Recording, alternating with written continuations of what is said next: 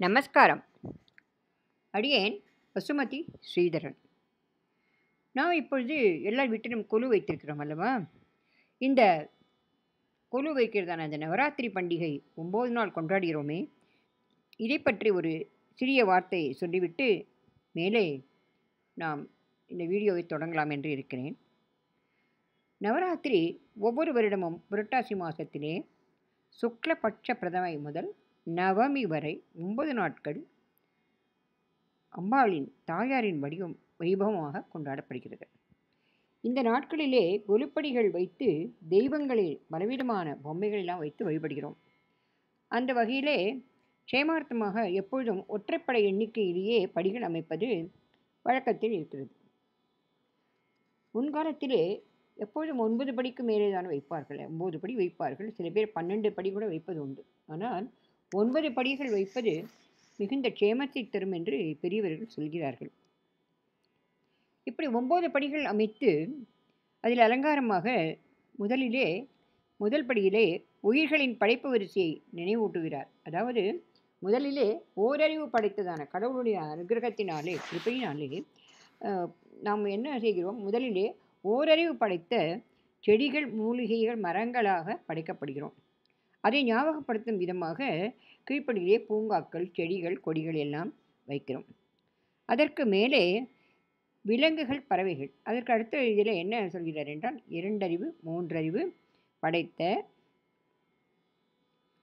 படைக்கப்பட்டதான வண்டுகள், 5 அறிவு கொண்ட பறவைகள், இப்படி 2 முதல் 5 அறிவு படைத்த உயிரினங்கள் நினைவூட்டும் விதமாக விலங்குகள், பறவைகள் இவற்றின் பொம்மைகள் எல்லாம் வைத்து வழிபடுகிறோம்.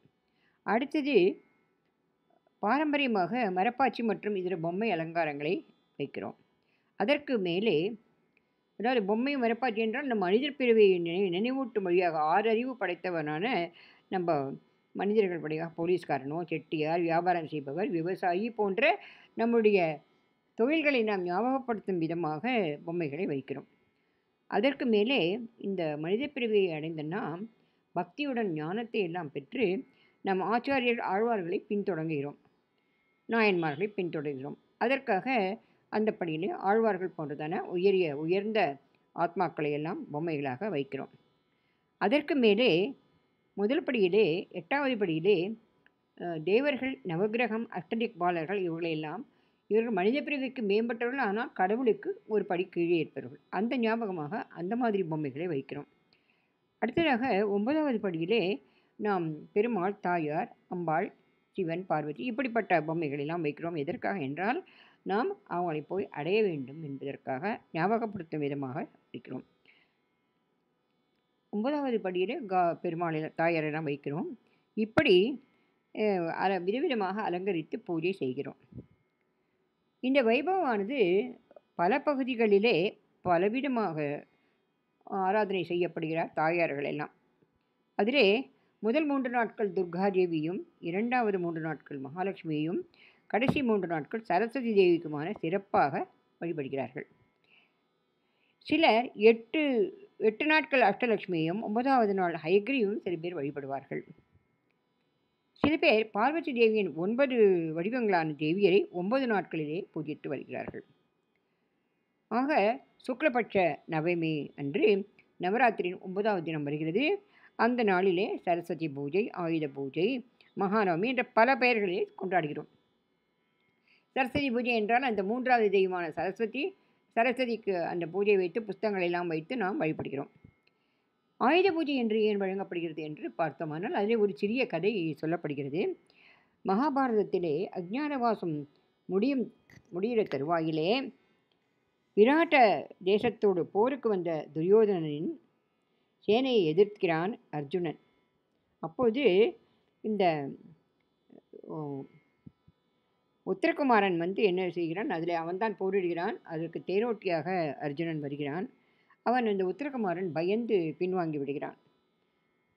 அவனை சமாதானப்படுத்துகிறான் அர்ஜுனன். பின்னாடி அருகிலே இருந்த ஒரு வனத்திற்கு அவனை வேகமாக அழைத்து சென்று அங்கு ஒரு மரத்திலே கட்டி வைக்கப்பட்டிருக்கிறான ஆயுதங்கள் எல்லாம் எடுத்து கைட்டு கொண்டு வந்து அதற்கெல்லாம் பூஜை செய்கிறான். பூஜை செய்து அப்போது சண்டை போடுகிறான், வெற்றி பெற்று விடுகிறான். ஆக இந்த ஆயுதங்கள் எல்லாம் வைத்து ஒரு பூஜை செய்தால் அதற்குரிய மரியாதையை பண்ணினால் அது வெற்றியை தேடி கொடுக்கும் என்ற ஒரு நம்பிக்கையிலே அதை செய்கிறான். அதே நம்பிக்கையை நாம் இன்று வரைக்கும் கடைப்பிடித்து வருகிறோம். அதுதான் அன்று புரட்டாசி மாதம் சுக்லபட்ச நவமி திதியாகுது. ஆகவே அந்த தினத்தை நாம் ஆயுத பூஜையாக கொண்டாடி வருகிறோம். நவராத்திரி 3 தினங்களிலே இந்த 9 தினங்களிலுமே ராமாயண பாராயணம் செய்வது உண்டு. முழுக்க முழுக்க ராமாயண பாராயணம் செய்ய முடியாதவர்கள், கால நேரம் இல்லாதவர்கள் எல்லாம் அந்த சிவானி தேசிகனின் ரகுவீர கத்தியம் எனப்படுகிறான மகாவீர வைபவத்தை, அது முழுக்க ராமாயணத்தை உள்ளடக்கியது, அதை செய்வித்து வருகிறார்கள். அதில் நல்ல ஒரு பலனையும் பெறுகிறார்கள். மேலும் பொதுவாக நவராத்திரி 9 நாட்களும் தாயார் வைபவமாக இருப்பதினாலே நம்மளால் இயன்ற அளவு என்ன செய்ய வேண்டும் என்றால், கிரகங்களிலே நல்ல மங்கள பொருள்களை எல்லாம் எல்லாருக்கும் கொடுத்து, வருகிறவர்களுக்கெல்லாம் கொடுத்து, நாமும் எல்லார் வீட்டிற்கும் சென்று விதவிதமான நைவேத்தியங்களை எல்லாம் படைத்து, பின்னே ஆளவந்தாரின் சத்துஸ்லோகி, ஸ்ரீ கூரத்தாழ்வானின் ஸ்ரீஸ்தவம், ஸ்ரீ குணரத்ன கோஷம், ஸ்ரீமான் நிகமாந்த மகாதேசிகன் ஸ்ரீஸ்துதி, பூஸ்துதி, கோதாஸ்துதி, பாதுகா சகஸ்திரம், லக்ஷ்மி சகஸ்திரம், ஸ்ரீ லலிதா சகஸ்திராமம், இப்படிப்பட்டதான பலவிதமான ஸ்தோத்திரங்களை எல்லாம் பாடி தாயாரின் அற்புதமான அருளை பெறலாம். இப்படிப்பட்டதான இந்த நவராத்திரி விழாவிலே நாம் ஸ்ரீஸ்தவம் செய்விப்பது எப்படிப்பட்ட பலனை தரும் என்றால், நீங்கள் எதிர்பாராத எல்லா விதமான செல்வ வளங்களையும் தரும். ஆகவே நாம் மேற்கொண்டு அடுத்த வீடியோவிலே ஸ்ரீஸ்தவம் செய்விக்கலாம், வாருங்கள். இந்த நவராத்திரி நன்னாளிலே கூரத்தாழ்வான் அருளிய ஸ்ரீஸ்தவம் செய்விப்பது அனைத்து செல்வ வளங்களையும் தரும், வாருங்கள்.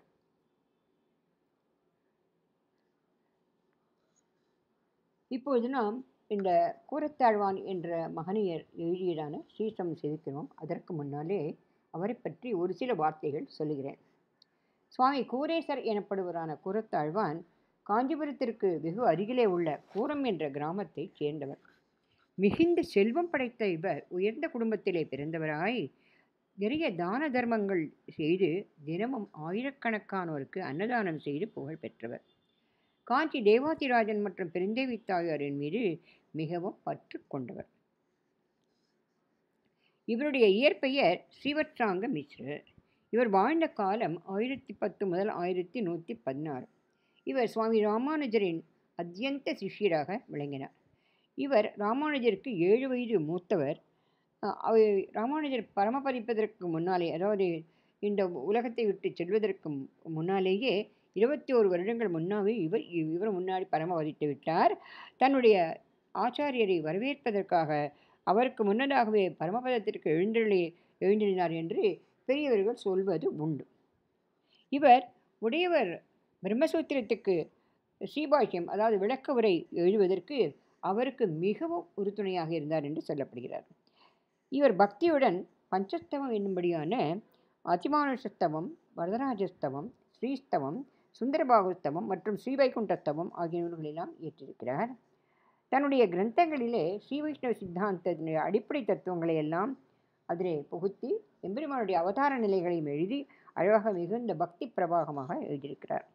இவருடைய குமாரரான பராசர பட்டர் ஸ்ரீ ரங்கநாதருக்கும் ரங்கநாயகிக்கும் மிகுந்த கைங்கரியம் பண்ணினவராய் அந்த எம்பெருமானுடைய சந்ததியிலேயே வளர்ந்தவர் என்று சொல்லப்படுகிறார்.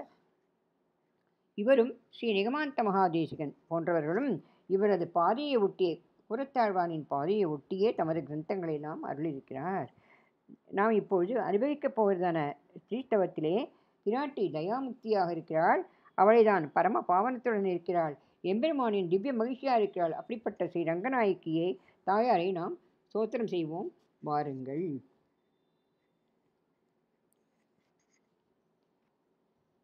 முதலிலே பராசர பட்டர் இயற்றியதான கூரத்தாழ்வான் அருளிய இந்த ஸ்ரீஸ்தவத்திற்கு தனியன் என்றால் தனித்து சேவிக்கப்படுவது என்று நாம் அறிகிறோம் அல்லவா?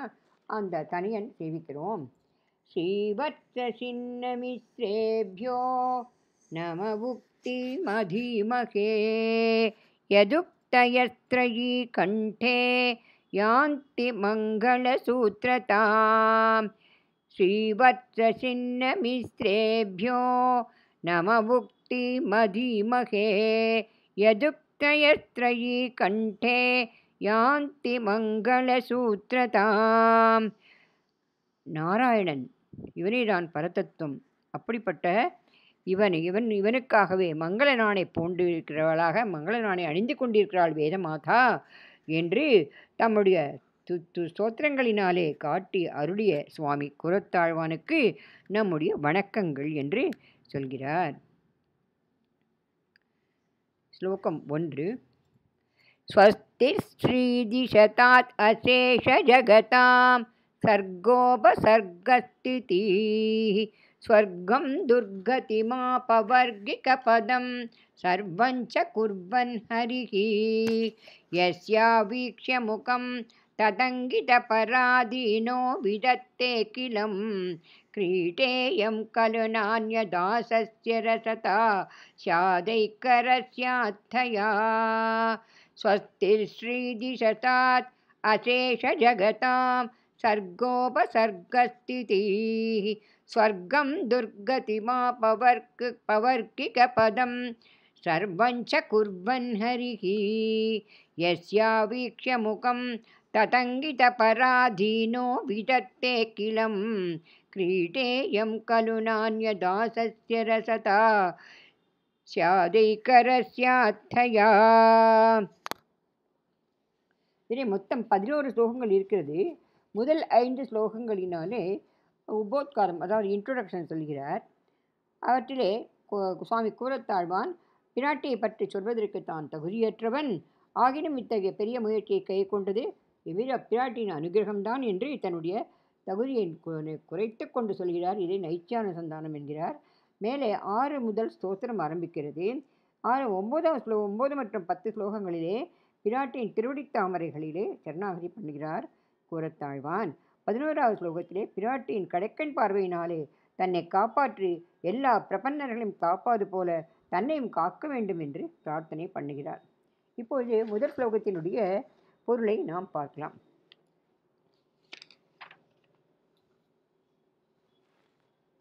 எம்பெருமான் ஸ்ரீமன் நாராயணன் இந்த உலகத்திலே படைத்தல், அழித்தல் மற்றும் காத்தல் என்று எல்லாவற்றையும் செய்யும்போது பிராட்டியினுடைய அழகான முகக்குறிப்பின் இணக்கத்திலேயே எல்லாவற்றையும் செய்கிறான்.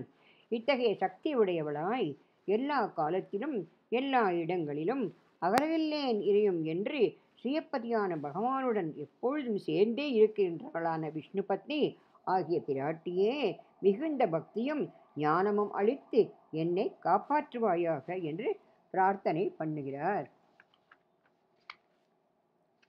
இப்பொழுது 2வது ஸ்லோகம் சேவிக்கிறோம். ஹே ஸ்ரீதேவி சமஸ்தலோக ஜனனீம் ஸ்வாம் ஸ்தோதுமீஹாமஹே யுக்தாம் பாவய பாரதிம் பிரகுணய பிரேம பிரதானாம் தியம் பக்திம் பந்தய நந்தயாசிதமிமம் தாசம் ஜனம் தாவகம் லக்ஷ்யம் லக்ஷ்மீ கடாட்ச வீசி விஸ்ருதே ते श्यामचामि वयं हे श्रीदेवी समस्तलोकजननीं त्वां स्तोतुमीहामहे युक्तां पावय भारतीं प्रगुणय प्रेमप्रधानां धियं भक्तिं बन्धय नन्दयाश्रितमिमं दासं जनं तावकं लक्ष्यं लक्ष्मी कटाक्ष वीसि विश्रुते கேசியாமச்சாமி வயம். ஹே ஸ்ரீரங்கநாயகி தாயாரே, அனைத்து உலகுக்கும் தாயானவளே, உன் பெருமைகளை புகழ்ந்து பாடுவதற்கு வாக்கு மற்றும் அன்பு கலந்த ஞானத்தை எனக்கு அருள வேண்டும். என்னுடைய பக்தியானது பரமபக்தியாகும் வரை அருள வேண்டும். உன் திருவடித்தாமரையிலே சரணடைந்து உனக்கு கைங்கரியம் செய்பவனாக என்னை ஏற்றுக்கொண்டாயானால் நான் மிகுந்த ஆனந்தம் அடைவேன். தாயே, உன்னுடைய கருணை மிகுந்த திவ்ய கடாட்சத்தை என்மேல் அனுகிரகித்து அருள வேண்டும் என்று பிரார்த்தனை பண்ணுகிறார். 3வது ஸ்லோகம். ஸ்தோத்ரம் மாம கிமாமதந்தி கவயோ யத்யன்யதீயான் குணான் அன்யத்ரத்வத்வசதோ அதிரோப்ய பணிதிஸ்ஸா தர்கி வந்தியாத்வயி सम्यक् सत्यगुणापि वर्णानमधो ब्रूयुः कथं दादृशी वाग्वाचस्पतिना विचक्य रचना त्वत्सद्गुणान्नो निधौ स्तोत्रं नाम किमा मदन्ति कवयो यत् अन्यधीयान् गुणान् अन्यत्र त्वत्वसतो अतिरोप्यपणितिः सा दर्की वन्द्या त्वयि सम्यक् सत्यगुणापि वर्णानमतो ब्रूयुः कथं तादृशी वाग्वाचस्पतिनापि शक्यरचना त्वत्सद्गुणान्नो निधौ சொல்லுகிறார் தாழ்வான். தோத்திரம் பாடுவது என்று இரண்டு வகைப்படும். ஒன்று இருப்பதை இருக்க என்று பாடுவது ஒரு வகை என்று வைத்துக் கொண்டோமானால், இல்லாததையும் இருப்பதாக சொல்லுவது ஒரு விதமான வகை. ஆகவே ஹே தேவி, உன்னிடத்தில் அனைத்தும் உள்ளன. நீயோ பல நிதிமுத்துக்களை எல்லாம் கடலில் உள்ளது போல உன்னுடைய எண்ணிக்கையற்றதான உயர்ந்த கல்யாண குணங்கள், அசங்கேய கல்யாண குணம் என்கிறாரே உடையவர், அதுபோல அது இருக்கும்போது என்னுடைய சிறிய வாக்கினாலே எப்படி உன்னை பாட முடியும்? ஏன் ஹயக்ரீவரால் கூட உன்னை பற்றி பாட முடியாது போல் இருக்கு. என்ன உன்னை பற்றி என்ன என்றால், உன்னுடைய கல்யாண குணங்கள் எல்லாம் அவ்வளவு எல்லையற்றதாக இருக்கிறது. அவரால் கூட பாட முடியுமா என்பது எனக்கு தெரியவில்லை தாயே என்கிறாக. பெரிய பிராட்டியின் கல்யாண குணங்கள் பாடிக்கொண்டே இருக்கலாம், இதுக்கு எல்லையே இல்லை என்று இந்த ஸ்லோகத்திலே சொல்லுகிறார். இப்போது 4ஆம் ஸ்லோகம் செய்கிறோம். ये वाचां मनसां च दुर्ग्रहतया ख्याता गुणास्तावकाः तानेव प्रतिसाम्बजिह्वमुदिता हैमामिका भारती हास्यं दत्तु न मन्महे न हि चकोर एकाकिलं चन्द्रिकां नालं पादुं यति प्रहृत्य रचनाम् आसीद सत्यां त्रिषीम् ये वाचां मनसां च दुर्ग्रहतया ख्याता गुणास्तावकाः तानेव प्रतिसाम्ब जिह्वमुदिता हैमामिका भारती हास्यं दत्तु न मन्महे न हि चकोर एकाकिलं चन्द्रिकां नालं पादुम् इति प्रहृत्य रचनाम् आसीद सत्यां त्रिषी. हे महालक्ष्मी, உன்னுடைய கல்யாண குணங்களை என்னுடைய நாக்காலோ அல்லது மனதாலோ பாடி முடிக்கவே முடியாது. பாடிக்கொண்டே இருக்கலாம். பாடுவதிலே நாக்கு ஓடிக்கொண்டே இருக்கிறது. தண்ணீருடன் கூடிய சுவையுடனானதான் எனது நாக்கு துடிக்கிறது. உன்னை பற்றி மேலும் மேலும் பாட வேண்டும் என்று துடிக்கிறது. எப்படி என்றால், ஒரு சகோர பட்சியானது எப்போது சந்திரக்கலை வரும், அதிலிருந்து வரும் குளிர்களை எப்போது உண்ணலாம் என்று கண்ணிமைக்காமல் எதிர்பார்த்து கொண்டிருக்கிறது. அந்த குளிர் கதிர்களை எல்லாம் உணவு என்று எண்ணி வருகிறது. தன்னால் இது பெற முடியாது என்று தெரிந்தும் அந்த சக்கரப்பட்சியானது தன்னை இதிலே முழுவதுமாக ஈடுபடுத்தி கொண்டு எப்படியாவது அந்த உணவை பெற்றுவிட வேண்டும் என்று நினைப்பது போலே நானும் என் முயற்சியை கைவிடாமல் உன்னுடைய கல்யாண குணங்கள் அனைத்தையும் பாடி பாடி போற்றிக் கொண்டே இருப்பேன். எனக்கு உன்னுடைய அனுகிரகம் கிடைக்கும் வரை நானும் அதை விடமாட்டேன் என்கிறார் போலே சொல்கிறார். அடுத்ததாக 5வது ஸ்லோகம் போகிறோம்.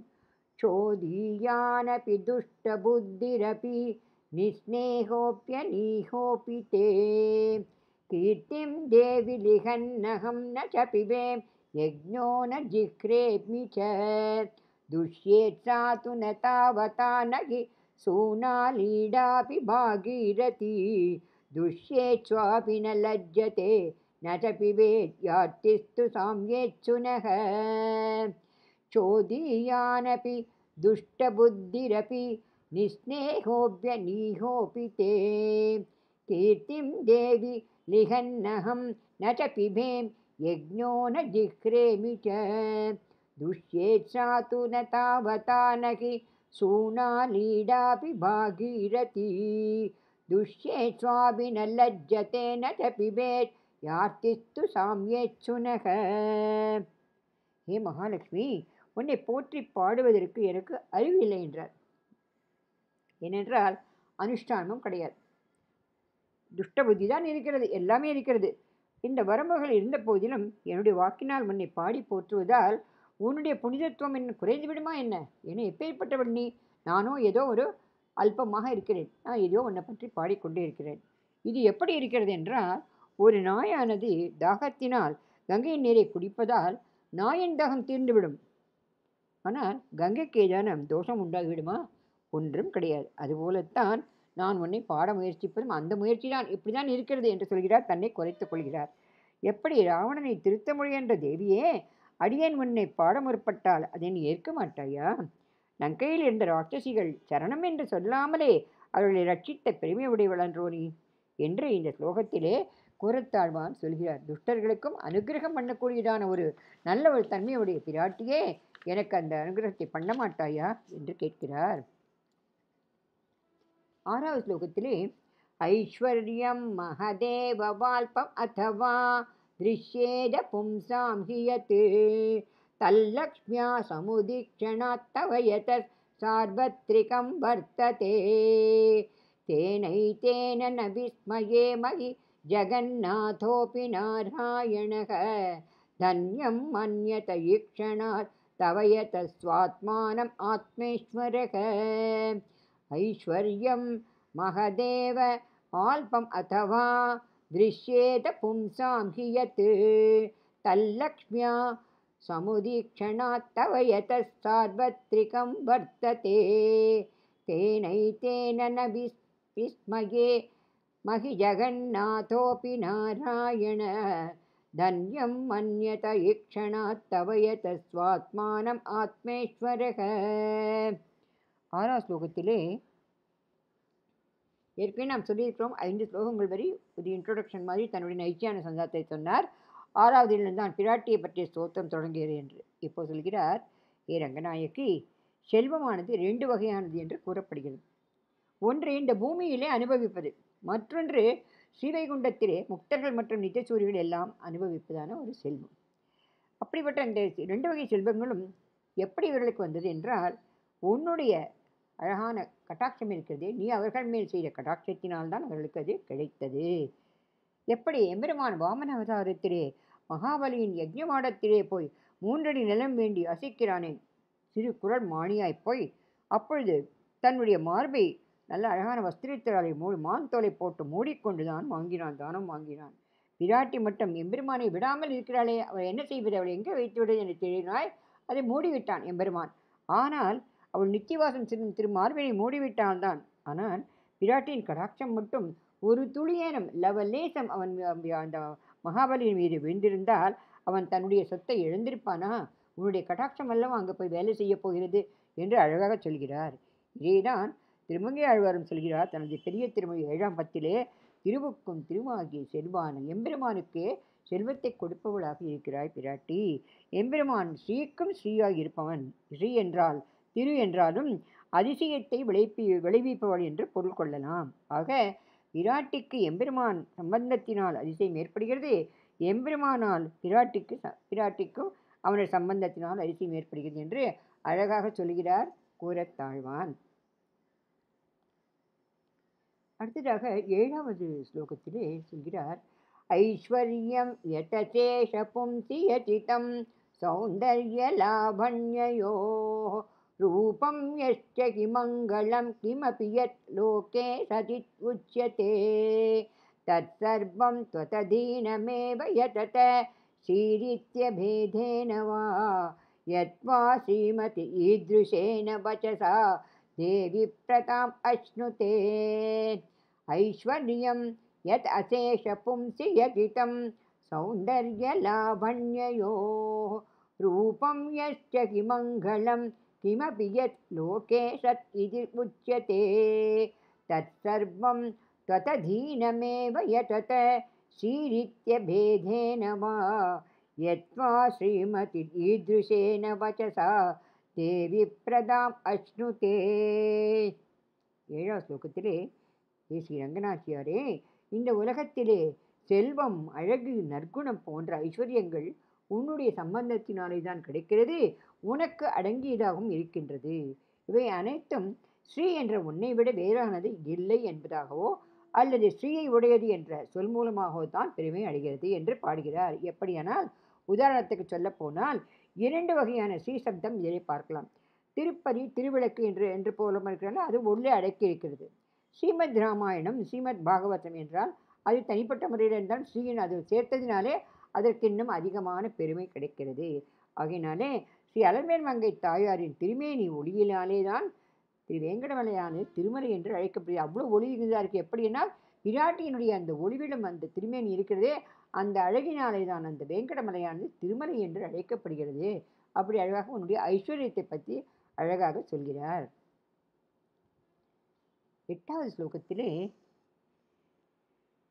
மேன்மையின் எல்லையை, பிராட்டியின் மேன்மை எல்லை சொல்கிறார். தேவி தன் மகிமாவதின்ன கரிணா நாபித்மயா ஞாயதே யத்யேப்யேவம் அதாபி நைவ யுவயோர் சர்வஜ்ஞதா ஹீயதே யன்னாஸ்யேவ ததஜ்ஞதாம் அனுகுணாம் சர்வஜ்ஞதாயா விதுः व्यामाम्बोजम् इदत्तया किल विदन् भ्रान्तोऽयम् इत्युच्यते देवी तन्महिमावतीर्न हरिणा नाभित्वया ज्ञायते यत्येवम् अतापि नैव युवयोर् सर्वज्ञता हीयते यन्नास्त्येव ततज्ञताम् अनुगुणां सर्वज्ञताया विदुः व्यामाम्बोजमिदन्तया किल विदन् भ्रान्तोऽयम् इत्युच्यते. ஏ தாயாரே, உம்முடைய மேன்மையின் எல்லையானது யாவராலும், ஏன் ஸ்ரீ ரங்கநாதனாலும் அறியப்படுவது முடியாது. அதே போல உன்னாலேயே உன்னுடைய மேன்மை அறியப்படாத இருக்குது. அப்படிப்பட்ட எத்தகையது என்று உனக்கே தெரியவில்லை. உனக்கு எவ்வளவு செல்வம் இருக்கிறது, உன்னுடைய மேன்மை என்னன்றது உனக்குமே தெரியாது. ஆனாலும் நீங்கள் இருவரும் அனைத்தை அறியும் தன்மையிலே எந்த விதமான குறையும் இல்லாமல் இருக்கிறது. 2 பேருக்கும் எல்லாம் தெரிஞ்சிருக்கிறது. ஆனால் உங்களுடைய குணங்கள் மேன்மையானது எல்லையற்றது. ஏன் எப்படி என்றால், இதற்கு கூறத்தாழ்வான் சொல்கிறார், எந்த பொருளாவது இல்லவே இல்லை என்பதை உணர்ந்து அதை உணர்ந்து கொள்ள முடியாமல் எவன் ஒருவன் இருப்பானோ அவனை அறிவாளி என்று சான்றோர்கள் கூறுகின்றார்கள். ஆகாயத்தாமரை முயலின் கொம்பு என்று கிடையாது. ஆனால் ஒரு முட்டாள் என்ன பண்ணின, அறிவற்றவனான ஒருவன் இது உள்ளது என்று அறிந்து கொண்டதாக எல்லாத்தையும் போய் சொல்கிறான். எனக்கு தெரியாது, அங்கே இருக்குது இங்கே இருக்குது என்று சொல்கிறான். அந்த அவனை என்ன சொல்கிறது உலகம்? பைத்தியக்காரன் என்று தான் சொல்லணும். அது போலவே பிராட்டியினுடைய மேன்மையானது எல்லையற்றது என்று உணர்ந்து எவன் ஒருவன் அதை முயற்சி செய்ய மாட்டானோ அதுபோல தான் நான் இருக்கிறேன். ஏனென்றால் உன்னுடைய மேன்மை எல்லையற்றது. என்னால் எப்படி உன்னுடைய மேன்மையை பற்றி நான் பார்க்க முடியும்? நான் ஒன்றும் செய்யாமல் இருக்கிறேன் அப்படி என்று தன்னை ஒரு அறிவற்றவனாக தன்னை நினைத்துக் கொள்கிறார். 9வது ஸ்லோகத்திலே லோகே வனஸ்பதி ப்ருஹஸ்பதி தாரதம்யம் யஸ்யா பிரசாத பரிணாமம் உதாகரந்தி சா பாரதி பகவதி து யதீயதாசி தாம் தேவ மகிஷீம் ஸ்ரீயம் ஆஸ்ரயாமக.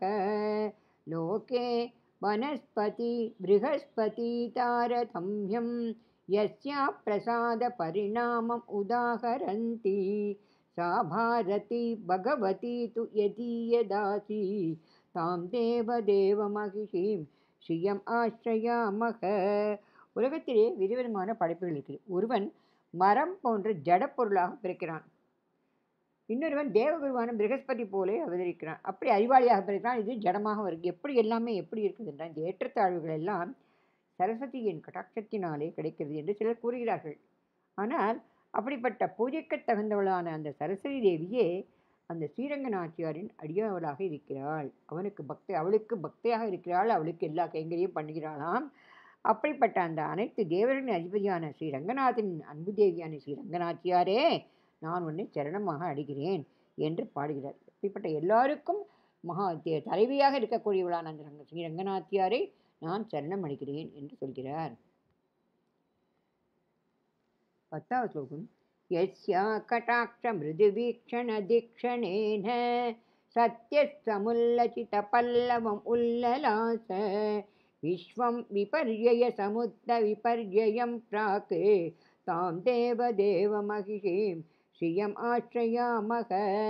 யஸ்யா கடாட்ச மிருதுவீக்ஷண தீக்ஷணேன சத்யசமுல்லசித பல்லவம் உல்லலாச விஸ்வம் விபர்யய சமுத்த விபர்யயம் பிராக் தாம் தேவ மகிஷீம் ஸ்ரீயம் ஆஸ்ரயாமக.